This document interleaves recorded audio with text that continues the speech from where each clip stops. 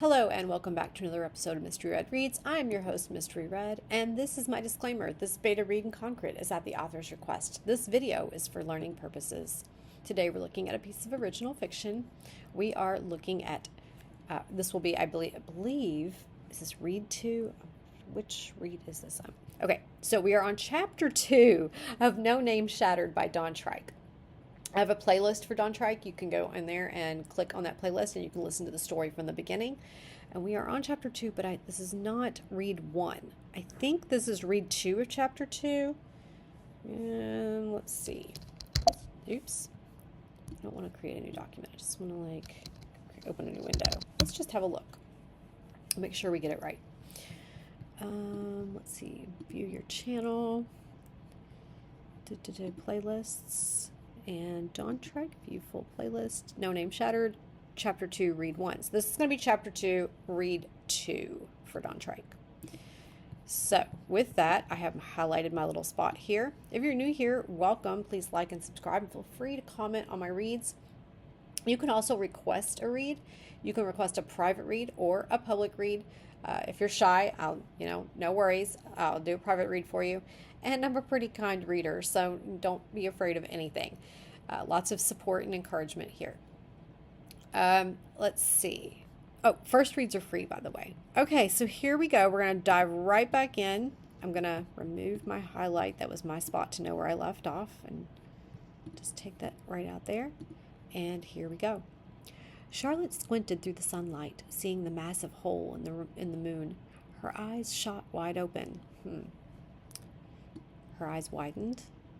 I guess it's sudden, like I feel alarm when I read that the way you have it. So, I forgot to start my timer.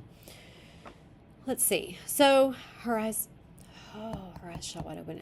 Let's read it the way you have it. It kind of felt weird, but at the same time I had a visual, so I don't know if I was reading it silently, maybe it wouldn't have felt weird to me. And why did it feel weird to me? It could just be that I'm warming up. So we're just going to go ahead and read it the way you have it. And let's go with that. Charlotte squinted through the sunlight, seeing the massive hole in the moon. Her eyes shot wide open. What happened? Why did no one tell me about this? Charlotte looked at the man with the halberd. William? Okay. I think Charlotte could be interchanged here with she. Oops. Oh my goodness, I'm not suggesting. Ooh. Okay, let's see. Undo. Let me get to suggesting so I'm not altering your document permanently. We don't want to do that. She. I'm just going to put she right there. We're going to keep going. Char, William cleared his throat. Your Majesty, I mentioned this many times last night, but I could not remove you from drinking or the bar fight. Elena brought her hand to the bridge of her nose, pinching it in frustration. You cannot be serious. Again, Charlotte? How many is it this week? This month? She looked down at the princess, Charlotte coming up less than 2 feet shorter. Okay, I'm going to suggest omitting Charlotte here because one thing that I learned, and the funny thing is, I'm going to pause for a second, give you a story. Every winter, I tend to reread some of my favorite fan fiction stories that I've written. And the funny thing is as I grow as a writer, I cringe more and more at my old writing. I'm like, oh my gosh. And one of the things that kept coming up in a piece that I was reading last night was that I used the characters' names too much in the dialogue. And I remember back when when I was writing this, like I kind of had been told, and I had read articles that said when we're writing, we use the characters' names in dialogue too much. It's not how when we usually talk to someone, we don't usually use their name that often. I have learned because of knowing this, and first of all, I didn't believe it. I kind of went with tone of voice. If I let it play out in my head like a scene, and what is the attitude of the person that's speaking. And so sometimes when you're upset with someone, you use their name. So yes, sometimes we do, especially when we're first meeting someone. Okay, not when we're upset with them, but I'm just saying when we first meet someone, if you're introduced to me, I will at least try to use your name once in the conversation to let you know that I care enough to have learned your name and that I remember it. Okay, so I kind of go through this thought process in my dialogue of, at now anyway, uh, would I really use this character's name? Do I need to use this character's name, and how often am I doing it? Why am I going on and on about this at one little spot? It's just an opportunity to talk about it a little bit and get the reasoning behind it. As I was reading my own work last night, I had every bit of dialogue had the person, every other one of them had the person's name in it, and I was like, this is excessive. In this situation, is it excessive? Absolutely not. However, we know that there is Alana and Charlotte and William in the room together. Okay. And we know right here that this is Alana, and that she is, Charlotte's she's looking down at the princess. Charlotte's coming up less than 2 feet shorter. Okay. So, it's suggesting came, and I kind of wondered about that myself. I'm going to go with that. But I kind of get your saying of it, the version you chose as well. I'm indifferent. I think that's a personal preference. Let's finish the name thing first. Because it's Charlotte here, I wouldn't want it twice in the same paragraph, and I did that little thing that little spiel I just gave you with kind of my logic surrounding using names. And I was a little bit on the topic already in my mind because I had been coming up in my own writing. Granted, this writing is like 10 years old, okay, and I've come a long, long, long way. Okay, so moving off of names and getting down in here, let's look at this sentence. She looked down at Princess Charlotte. She looked down at the princess. Charlotte came up less than 2 feet shorter. I kind of like your version better, to be honest. But I wondered it, and then it did recommend it, but I don't like it. So I'm going to go with your version. Yeah, because I get it, and if I was reading it silently, I wouldn't even notice. Okay, we're going to keep going. 2nd this week, 7th this month, William confirmed. William throwing her under the bus. That he almost called her Charlotte kind of makes me wonder if they don't have a relationship or what the nature of the relationship is. And forgive me if I'm supposed to know that at this point. I feel like we're just getting to know Charlotte in this scene. But sometimes I am forgetting details because I am reading like 5 stories for like 5 different authors. And so sometimes I am forgetting some details. So I'm going to own that. But let's keep going. Charlotte glared at him, suggesting not to butt in. So I started a fight. What's the big deal? None of them can harm me, not even Seraphs. Charlotte scoffed. Okay, so you've got Charlotte and Charlotte again. I would just say she in this instance. Swap it with a she scoffed. I can hold my alcohol, and I pay for any damages. Alana shook her head. The point is an emergency took place, and once again you were out getting plastered. If my sister were alive, what would she think of your actions? Charlotte turned red and snapped. Don't you dare. She would have. She paused and looked down. You're right. She'd be worried about me. Charlotte sighed with regret. Okay, I don't feel like you need this because you showed with her action here. She paused and looked down. So you showed her reconsidering her initial response. Okay, and so you don't need this. We're keep going. We all are, William quietly interjected. Okay, so we have quietly interjected. So you have the adverb there with your verb. And I kind of feel like you could just say, he murmured, he whispered,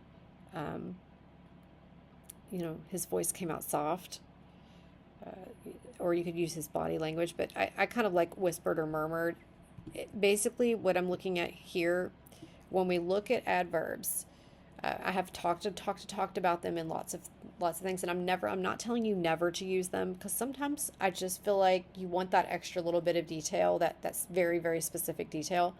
But in what I look at when I do reading passes of my manuscript, screening specifically for different topics, different things like the word just or has been or was or adverbs, generally speaking, or how many times am I using a character's name in dialogue. I literally have like a list that I'll make for myself, and I will do a reading pass screening for each specific thing, and that's to make sure that my writing is as tight and clean and polished as I can possibly get it. And trust me, there's always still room for more. We will never be satisfied. It's the same as an artist painting a picture.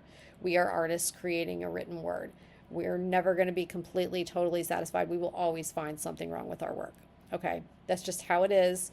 But we can still love it. Okay. So the flawed piece that I'm reading now, which I cringe horribly at some of my writing, but there's other parts in there where I see that my talent was there then. Okay. And I did there's some really great qualities in the way that I did some very difficult things to do. So it's a constant learning process, I feel like. All right, so we all are. When I do my adverb pass on my edits, what I'm looking for is deciding whether or not to keep it. And if there is one verb that is stronger, that will stand on its own, okay, either sometimes the verb is already there. In this case, because you paired these two, I kind of just wanted it to be murmured or whispered. I feel like one of those is the verb that does what both of these words do together. And I understand that you're looking to cut some words. So this is an opportunity to just cut one word. And so we definitely want to take advantage of that. So I'm going to say musings and video on this to give you the whole kind of thought process, not solely around this, but kind of around the topic in addition to my recommendation. We're going to keep going. Charlotte looked at him, seeing his black eye. That happened last night, didn't it? Yes, but I should have seen it coming. A weak smile crossed his lips. Princess, as your steward, I should be better when it comes to your safety. You are a little clumsy, Charlotte said, okay with the thought. Alana looked down at him, closing her eyes and shaking her head in disappointment. Okay, pausing. If your action shows the sensation, you don't have to tell it. So we're just going to omit that part right there.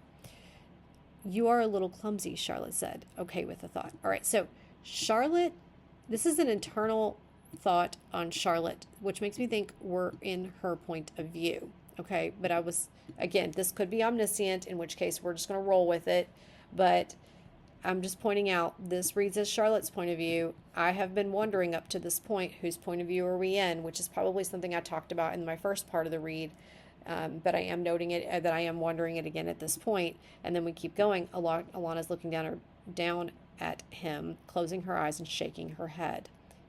And that those are her actions. We're observing them. They're not her internal thoughts. So I'm still thinking we're with Charlotte, but I'm not entirely sure. And I did have that reader moment wandering going on in the back of my head. We're going to keep going. Enough. We will continue this later. Right now we have more important matters. The moon is just about out of sight. I need you to open a portal there now so I can inspect it. I can go with you, Charlotte offered as her halo glowed. You and I both know that is not possible, but it is best you stay in case you need to calm the citizens. Okay. Here's the thing. When I'm reading this, you and I both know that is not possible, but it's best you... Okay, so she's telling her no, but then she's also supporting her no, and so it doesn't seem like an exception, and the word but implies an exception to me. So my suggestion would be this. End this sentence right here. Omit this, and I could be wrong. As I keep reading, I may change my mind, but for right now, this is my suggestion. And I'm going to note something else. I'm wondering this, but I'm not entirely. I feel like it's a personal opinion. Now I've had people come after me for it and tell me here's conjunctions. Okay. I go with, is it the way my character speaks, and is it appropriate to the story? And I think that it fits here. Okay, but it is an opportunity for me to point it out and talk about it a little bit, because you are making that decision. I have had beta readers come back and tell me, if you can use a conjunction, you must use it, or you use it. I disagree. Okay, that doesn't mean I'm right. It doesn't mean I'm right, but I disagree, and I feel like if it's suitable to your story and or suitable to the timing, like, the setting, okay, or which in this case I feel like it is. I feel like Alana's speaking formally, and that seems to be her tone, and so I find it appropriate use of it is versus it's. Why am I even bringing it up? Because it was an opportunity for me to talk about it a little bit. So we're going to go with that. We're going to keep going. Let's see. You and I both know that is not possible. It is best you stay in case you need to calm the citizens. I will make an announcement when I return. It is rather likely I will have to announce a fifth secret. William and Charlotte gasped in shock. Okay, so their gasping shows their shock, so you don't need to say in shock. One thing you might do And this is also something that I do when I'm screening my manuscript, is I look for in. You're gonna think this is really weird. I will do an in pops up lots in a book, okay? So it pops up lots in a story. However, I'm looking for a specific thing, and the quickest way for me to find it, I'll go to the top of my document and into my find and search is when I'm looking for the words has been or just, or anything that I feel like is a word that could lean to some weaker writing that could be strengthened, or something that I want to adjust a little bit here or there, and I'll do a search for that word. Literally, I could sometimes do a search, especially if I have noticed and I think there might be a problem. I'll search the word in, and what I'm looking for is for the in to appear at the end of the sentence. And if it appears at the end of the sentence, I look at the word next to it, and then I ask myself, is that telling?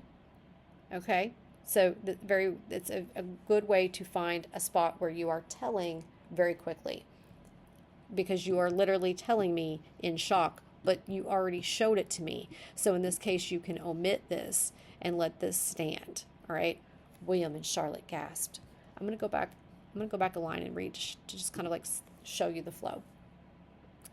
I will make an announcement when I return. It is rather likely I will have to announce a fifth secret. William and Charlotte gasped. I do not like it either, but we know so little. When Captain Menty and Marigold return, you can receive their reports. Now, if you would be so kind as to open a portal, we have little time left before the moon is out of sight, Alana requested. Now, is she requesting it? I feel like she's kind of demanding it or insisting it. But I'm just going to highlight it and say I'm using in video. You can do whatever you'd like. All right. I think that's a personal opinion, and that's why I'm going to say that. Where is my mouse? Okay, there it goes. It just disappeared off screen. I'm looking over here and I'm not finding it. Anyway, we'll keep going. William and Charlotte looked at one another, knowing the gravity of the situation. Charlotte stepped to the window, her breathing slowed as she focused on the far-off damaged globe. Her halo glowed with bright light. Okay, so it's glowing. I'm going to get it as a bright light. I feel like that's telling. Let's see. We have Charlotte, and we have Charlotte again, and then we have Charlotte again down here. I'm wondering if we could do some she and hers in here. But I like this line right here. William and Charlotte looked at one another. I'm leaving this because I feel like, knowing the gravity of the situation, or like they looked at each other knowingly, or that's an adverb too. They looked at each other knowing the gravity of the situation. I'm just going to leave that. I kind of wondered if it was telling. It feels like a little bit of telling, but because you've had an action, but I'm kind of leaving it. So we're gonna roll with this line, and we're gonna look at the next one and ask ourselves if it can be a she or a her. I'm not sure. I don't think so, because we have her here and we have her here, and then we have a she here. And I think that it sounded okay when I read it. So we're gonna read it and we're gonna omit the with bright light and see how it sounds. William and Charlotte looked at one another, knowing the gravity of the situation. Charlotte stepped to the window, her breathing slowed as she focused on the far-off damaged globe. Her halo glowed. She stuck out her hand. The space in front of her hummed and vibrated with growing intensity. Minutes passed while Charlotte focused, staring directly at the moon. The air cracked and quickly grew before it shattered like glass into a jagged oval taller than Alana. Through the portal, the dark void of space was on full display, and just below it was the gray rock of the lonely moon. This should last until midday or so, Charlotte warned. Don't take too long. I think we need a comma. Yep, it's suggesting a comma as well. Don't take too long, else you'll have to wait for another. Okay, this should last until midday or so. I guess that's a warning. I kind of felt like this was the warning. We're not going to overthink it. We're just going to keep going. The queen nodded before stepping through onto the moon's surface and her old prison for the first time in 2 decades. Ew, I'd be cringing. She probably doesn't really want to go there. If you think about it, if you were locked away somewhere and now you are being forced to you have duties, so you have to go and fix these problems, assess the situation, I probably would not be wanting to go. Like is she thinking somewhere she's going to end up trapped there again? Because here's her sister saying, you might be stuck there for a minute if you miss your window. Quite literally. Okay, we're going to keep going. Watching Alana step through, Charlotte turned to exit out of the throne room with William behind her. I'd say maybe William following. I definitely would omit this part right here, but in lieu of behind her, you also get to cut another word, and you can say, I would suggest following. Why? I'm not trying to do all that. There we go. You could also say, omit the behind her and go at her side if you wanted. Okay, so here's another option. Let me read it so you can get, I'm going to say using some video next to this because you have multiple options. Okay. Watching Alana step through, Charlotte turned to exit the throne. Exit? Okay, exiting is out of, so you can omit that. To exit the throne room. Let's try it again. Watching Alana step through, Charlotte turned to exit the throne room with William at her side. Okay, so that's another option, but I don't think you need behind her, or you could just say following. You have options. William, keep watch of the throne room and make sure none enter or exit besides me or Miss Bitch. My head is killing me. I need a stiff drink and to do some research. She already said she needed, so you can pair the to-do with that. And wow, so she's kind of showing this, you know, she's still being herself. She's like showing this not really great side. Like, she doesn't give a crap about the issue. She opened a portal. That's your problem. I opened it for you because you wanted me to, and now I'm going right back to what I was doing. Yes, Princess, William saluted before turning to shut the enormous red oak doors with a thud. When he looked back, Charlotte was already gone, down either of the nearby halls. He stood straight, taking his halberd off his back, and jabbed at the air, practicing as he thought only of the princess. As he thought of the princess? Thought of the princess, maybe? Okay. And then we are on Chapter 2, Section 1. The first rays of the morning sun shined on the freckled face of a young woman dressed in a simple black skirt and white shirt. She walked down a dirt road along a string of almost identical houses, covering her eyes from the sun with one hand underneath her long, curly auburn hair, scanning the nearby area. Birds chirped and flew overhead, children already out in the nearby field playing and running about. Only a seraph showing off her magic that had just developed by throwing water at her friends as they ran, laughing. She smiled at the playful innocence of the children on such a beautiful summer morning before turning in front of a house that was to the side of the empty frame of another being built. She stopped in front of house 0117. Sunflowers surrounded the home. Reaching into a small black leather bag hanging from her hip, the sound of metal clanged about before she pulled out an iron key, put it in the lock of the door, and entered, saying, "Finally home," with an appreciative sigh. It was a simple home, a small wooden table with a bowl of fruit resting on top with two mismatched chairs, a large white metal box set next to a small waste basin that was sandwiched between cabinets above and below with a metal grate over crystal. Nearby, a small couch sat in front of a fireplace, two closed doors against the far wall. Unhooking the bag on her hip, she tossed it on the table, slumped in a chair, took off her shoes, and groaned with relief. Okay, that's a lot. You've got you've got a lot of actions in that one line. I feel like you could pare that down. Unlocking the bag on her hip, she tossed it on the table. Period.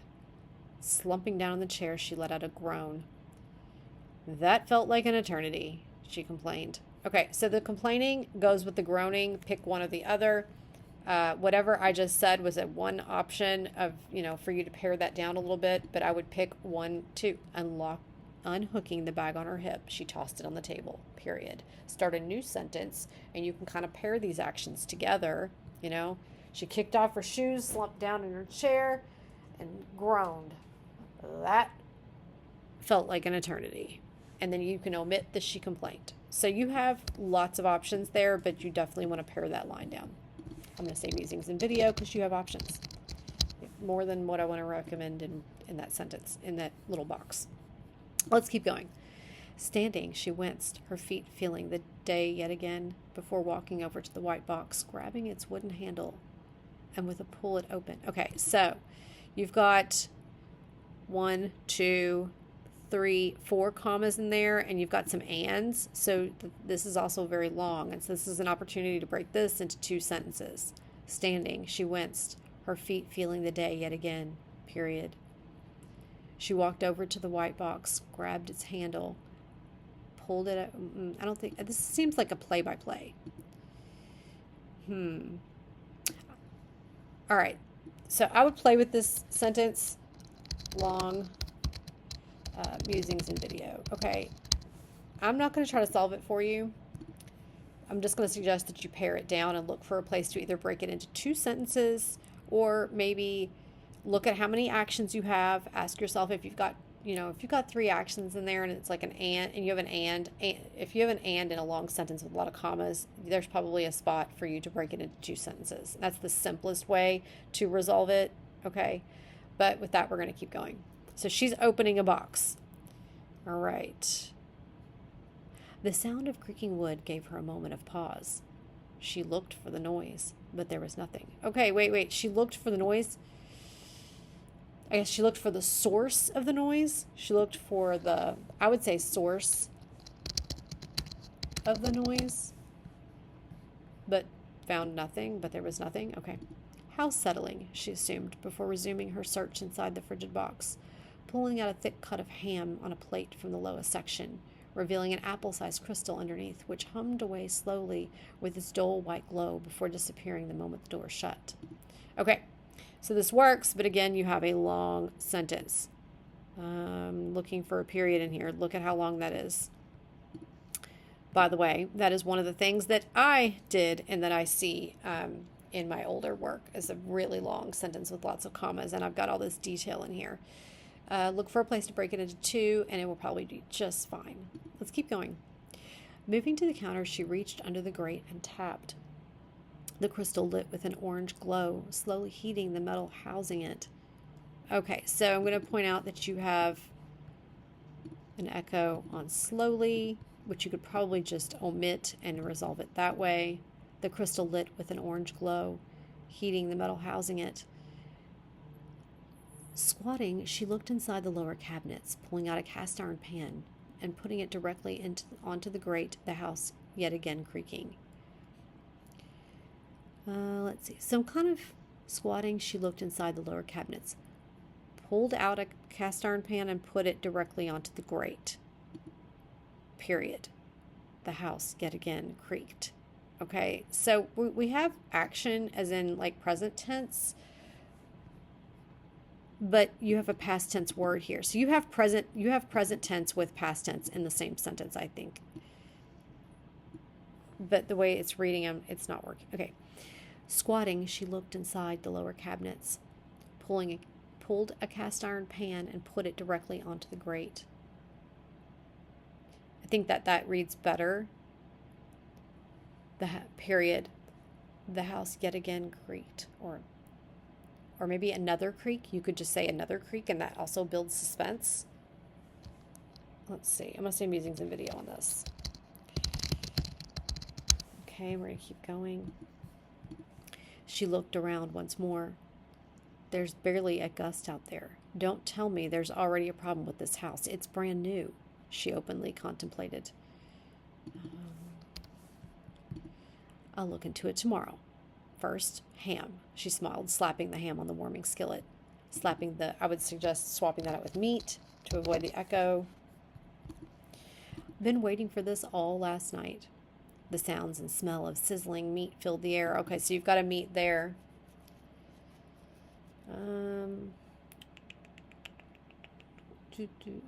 Oh, you know what? Keep this one. I'm going to omit this one. Delete that comment. I'm going to go back up here and suggest maybe her dinner. Okay, because she's making a dinner. Slapping her dinner on the warming skillet. Maybe it's an option. I don't know. I'm just going to say musings and video. You do what you want. It could be nothing. It could be silly. And we just keep going. She breathed it in with satisfaction. Okay. Before she flipped it over, the top now lightly blackened. Let's see. Before long, I would just omit this piece right here. The top blackened. Now lightly, the top blackened. Perfect. she exclaimed. Okay, I would omit the, I'd omit the adverb here. Because her statement kind of has its own intonation. Okay, perfect, she exclaimed. Okay, you don't have to tell me it was happy. She's pleased. All right, you've already shown it to me. Looking to do anything while waiting, she opened an upper cupboard, pulling out another plate, followed by a fork, knife, and iron rod from a nearby drawer. Taking the rod in hand, she guided it between the grate and poked the crystal, its light going out. Placing the rod on the counter, she stabbed the ham with a fork and put it on the plate. She walked to the table, setting it down, reaching for an apple in the bowl. Okay, so this is reading very play-by-play, okay? So what I'm going to suggest is when you go back and look at this paragraph, what do you need to accomplish and how can you accomplish it in less words? Okay? It's just reading play by play. Placing the rod on the counter, she stabbed the ham with a fork and put it on the plate. She walked to the table. Setting it down, she reached for an apple in the bowl on the table. So you've also got, because you're doing play by play of every action she takes, you're getting an echo. And that's kind of how you end up with them sometimes. Let's see. Let's highlight that. Putting it near her dinner. Okay. No time to waste. The knife and fork cut into the meat to put a small chunk into her mouth. Okay, yeah, I'm going to suggest that you look at this paragraph. Find out what is the most important things that you need to accomplish and do it in as few words as possible. Let's say I'm using some video. All right, you have to pick and choose, but keep in mind this is reading by a as a play-by-play. When we start to get into play-by-play, we have to wonder why that is. What is missing that is making it read that way? Okay, because on its own, this doesn't seem bad, and it's not bad. It's missing something, and that's how you end there. It's missing, first of all, why is this important? All right. What is it that you want the reader to know from this paragraph? And that's how you choose what needs to go and what needs to stay, is what do you need to accomplish with that paragraph. Second, you have thoughts and feelings, all right? And they can break up the play-by-play.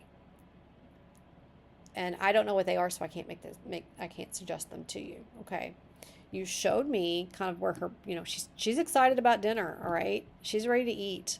She's tired. She's ready to eat. But I don't understand the point of the rest of this. Really, I don't think we need it, and I want you to avoid the play-by-play sensation. If you're trying to demonstrate how the crystals can be used, look at the sentences where that is happening and look at what's around it and figure out either how you can reword it and what you can let go of. Okay? Let's see. So my alarm went off, but I want to find a good stopping spot. It might be here. Let me highlight here and go ahead and read my next sentence. A squeal of delight escaped her. Okay, instead of telling me it's of delight, you can have she squealed. Okay, and then you're omitting some words there. Let's see.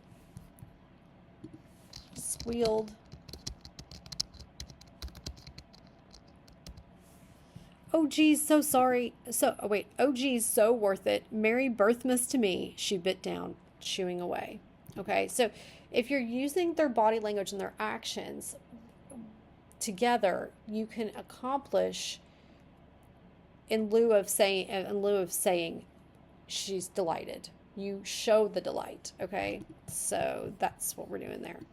Okay, and so we're going to stop right here at this spot. I have marked it with my lovely pink, and that is going to wrap us up with read 2 of chapter 2 of No Name Shattered by Dontrike, and I'll see you guys next time on Mr. Ed Reads.